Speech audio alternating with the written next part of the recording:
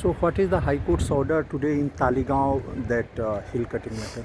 No, on the matter had come up on for hearing on 8th of February, and that time we were told to issue an order to the project proponent saying that restore the land as per the restore the land and whatever as per comply with the inspection report and the restoration plan prepared by the NGPDA. So accordingly we have issued the order, and the court has today disposed of the petition saying that comply with the restoration plan and ask the project proponent to continue commence the work immediately for restoration of the land and as mandated by the NGPDA order. So how much time has been given? It's 6 months time has been given to restore the land and file a compliance report by 25th of August.